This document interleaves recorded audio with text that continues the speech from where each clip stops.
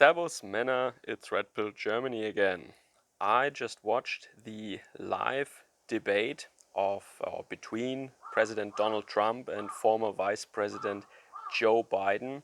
I didn't have to get up in the middle of the night like some Europeans who wanted to watch that. I could watch it at 10 a.m. local time, where I am here right now. Okay, so I want to give you in this video, in this little podcast, maybe I want to give you my thoughts on the debate. I probably can't cover everything, but I want to give you my most important thoughts, or the ones that I think are important from my perspective.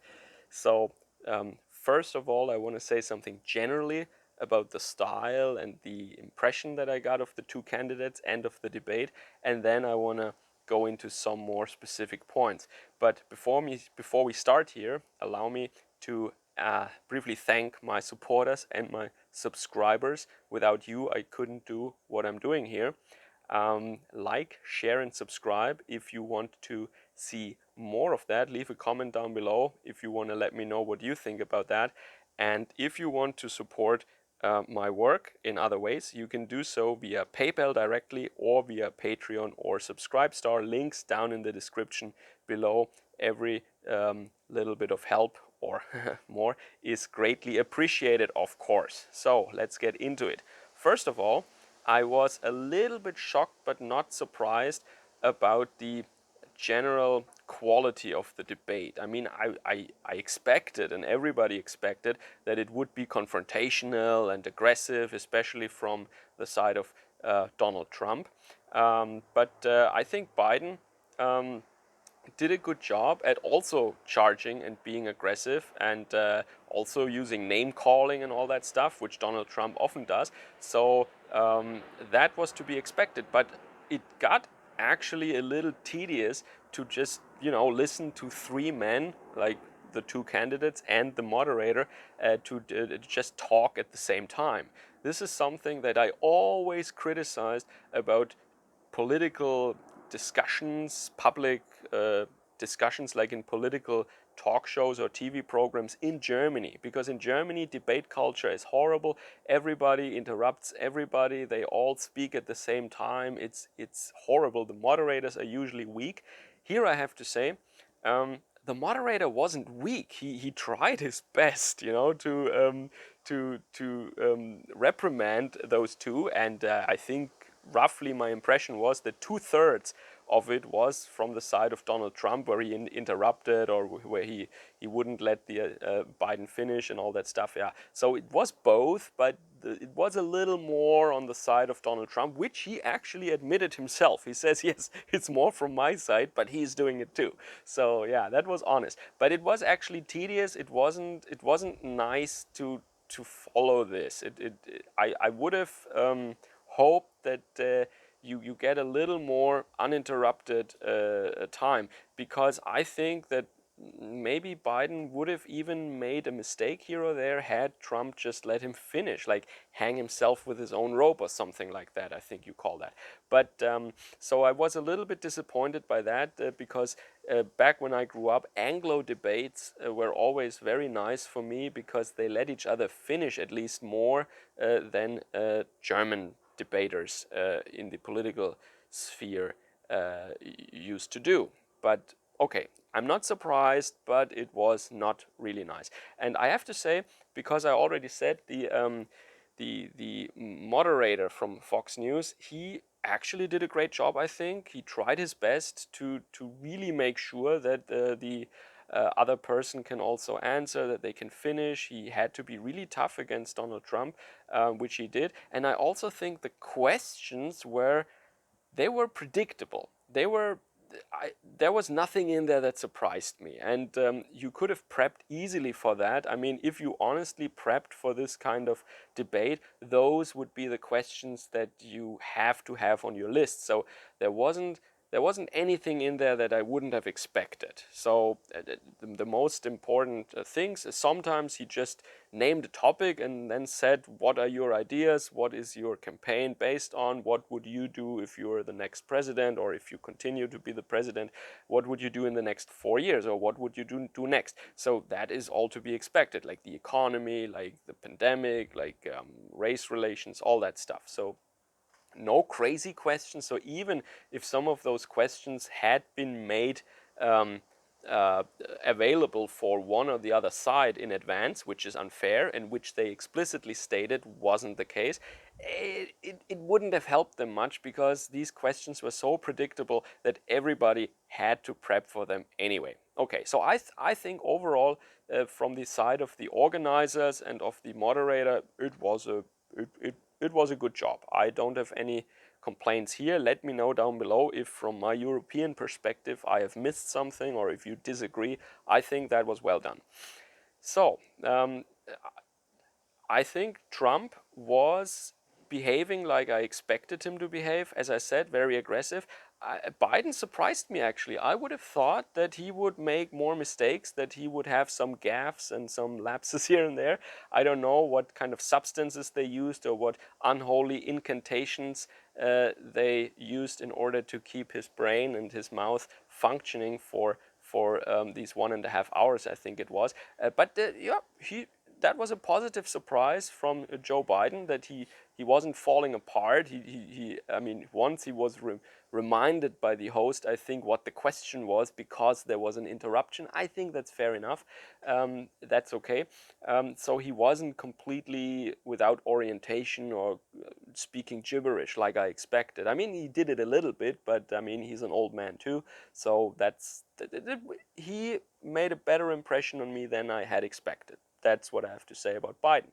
And I had wished that Donald Trump made a couple of things more clear. And I was in that way a little bit disappointed by Trump, even though on the fact, or not really fact, but on the level of who has the right ideas, and who has the right direction that I wish, that I would hope that the United States goes into. I'm on the side of Donald Trump, of course, but I think there were some weaknesses there, and let's address them.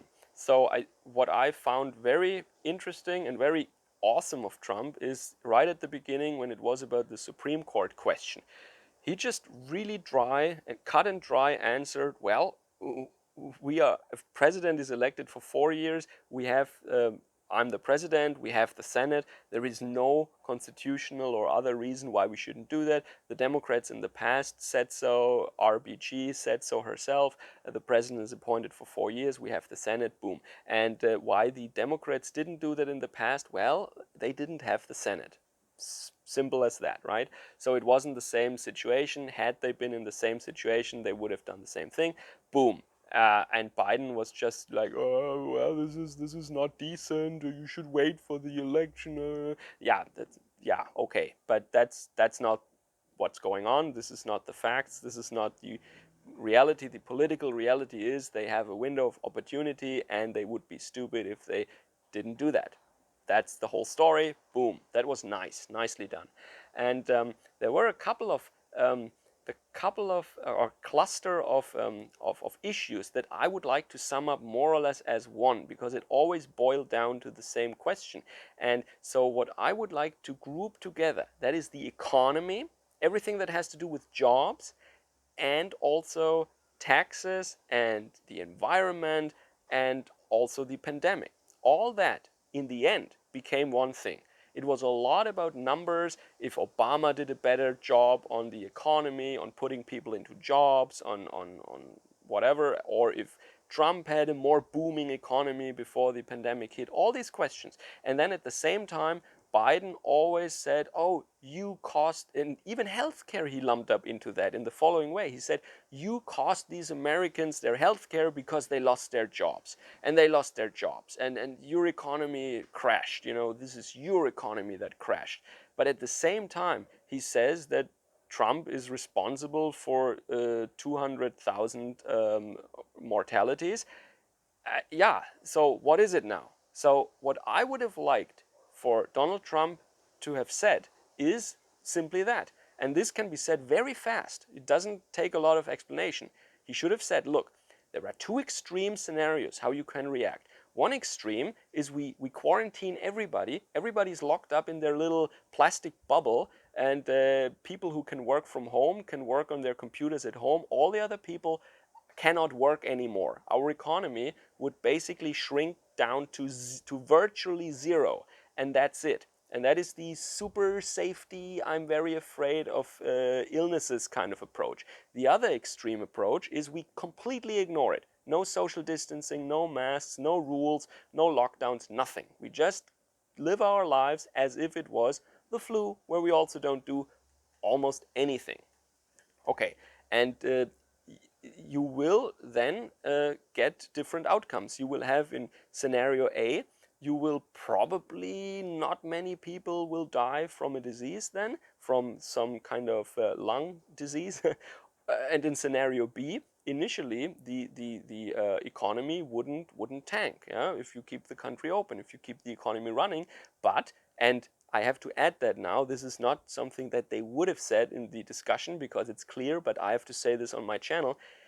None of the people in this debate were arguing or were doubting that this disease is a real thing. Yeah, I know out there are some people who say this thing doesn't exist, it's a hoax, blah, blah, blah.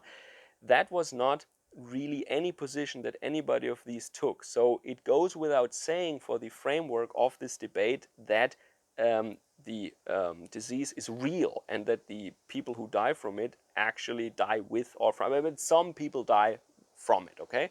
And so that goes without saying. And then you can say in scenario B, yeah, the economy would stay intact, but you would have more. And Donald Trump said that. He said it wouldn't be 200,000, it would have been 2 million or something. He even said that.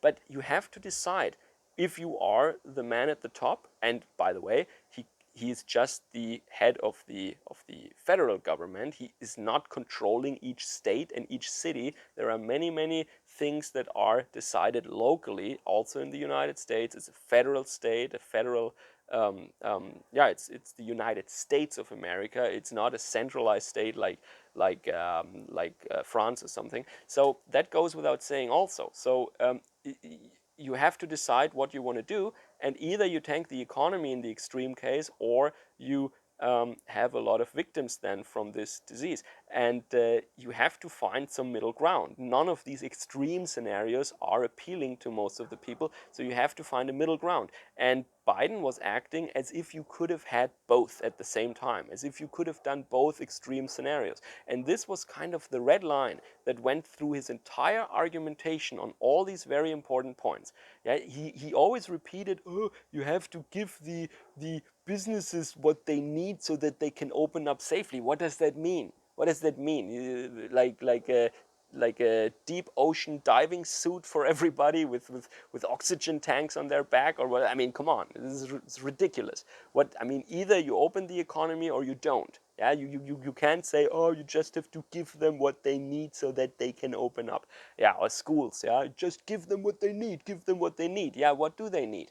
How can you have a school with thousands of children and nobody breathes the air that the other person exhaled previously? You give them all like military grade ABC masks or something. That's absolutely crazy. So absolute crazy talk. Biden acted as if you could like do something that wouldn't affect the economy but would basically save all those lives that allegedly have been lost to this disease.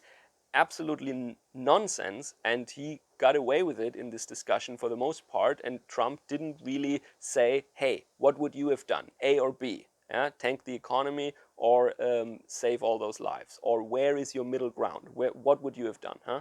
And I think, yeah, Trump did a good job. And as he said, many of these severe lockdowns in places where there are almost no, where the disease is not very severe, are in democratically run states. And I also found very good that Trump explicitly said that these governors and these mayors are doing this to hurt the president so that they can blame it on him, and they said, oh, we open up after the election. It's really good that he said that. That was really great, but I expected him to say that. That was okay. Okay, then ideological stuff, huh? More ideological stuff now. So Biden, he basically said that Antifa doesn't exist. He said it's an idea. It's just an idea. You know, it's not a group. Okay, so the Soviet Union also didn't exist. That was just an idea, right? And what else didn't exist, huh? I don't know. It's like saying, yeah, the KKK. Oh, it's just an idea. You know, it doesn't really. I mean, it has never existed. It's just an idea, right? It's ridiculous. Of course, it's a group. Of course, it's a very dangerous group, as President Trump rightfully stated, and I don't know how many Americans he can fool with that, but I think by now, most Americans know that Antifa is not just an idea; it is a group, a dangerous group that needs to be banned as a or treated like the criminal organization that it is. Yeah? All right. And then, of course, Trump said law and order, and Biden said, oh, peaceful protests. And then he said, yeah, violence is always wrong, but at the same time, he supports BLM. Okay. Um, yeah, and it boils down to the question who brings more voters out, people who like their cities to be safe and secure, or people who think that they have some grievances or that this kind of justifies them in destroying other people's lives, houses, and businesses. Yeah, who are or what group has more people? And it's not just that, it's also the election itself. I mean, in the end, they talked about mail-in voting. I made a whole video about that. You can check this out. I don't think it's a good idea in the United States. So I found it really great that President Trump really distinguished here, and he said, if you, as the voter, if you get active and approach the authorities and say, hey, I'm disabled, or hey, I had an accident, or hey, I can't make it that day, I want to vote by mail, and they get back to you, send you the ballot, and you send it back filled out, that's a whole different story than just sending out these ballots unsolicited to every registered voter or to other people and multiple times, yada yada. He said very well what can go wrong, and that is a whole different order of magnitude of mail-in ballots that he would have then, and this is where the fraud occurs. And he gave in specific many examples where in recent days clear cases of fraud have been identified, but Joe Biden just said, hey, that doesn't exist, and we do this for a long time already, and there is no indication. This is like if the police goes to you and says, hey, we caught you on camera how you robbed a bank, and then your response is, banks exist for many years already, and my cousin and my wife agree that there is no evidence that this ever happened. Yeah? So absolute nonsense. There is evidence for wrongdoing here, and these questions need to be addressed right now. And I totally agree with President Trump that he says if there are these clear indications for fraud, that he cannot just concede, or he cannot just like this transition of power, or admitting that he lost the election when there are clear signs and clear evidence for ongoing fraud. And these questions need to be addressed, and this has to be solved. Okay, so to sum up overall, I would say Biden did better than I expected. Trump did well, but was also a little bit, yeah, not shaky, but I would have, as I said earlier in the video, I would have liked for him to say some things more clearly. Um, Overall, I think the organization was done well, the moderation was done well, and yeah, it was not as entertaining because of all the talking at the same time. And to be quite honest here, I expected Biden, even though he was complete shaky and he just stuck to his previously learned by heart or rehearsed phrases. He was not a very good debater here, but he was better than I expected. I expected a little more entertainment value from an epic fail on the part of Biden. In that way, he let the people down. Yeah, and Yeah, that was a bummer. Um, so let me know what I missed or what you have to add to that topic. And maybe if something else comes up or something, or maybe there is another debate or the vice president's debate, I will get back to that stuff. But for now, I want to leave it at that. I hoped you liked that presentation and catch you guys again later. Servus, Kameraden.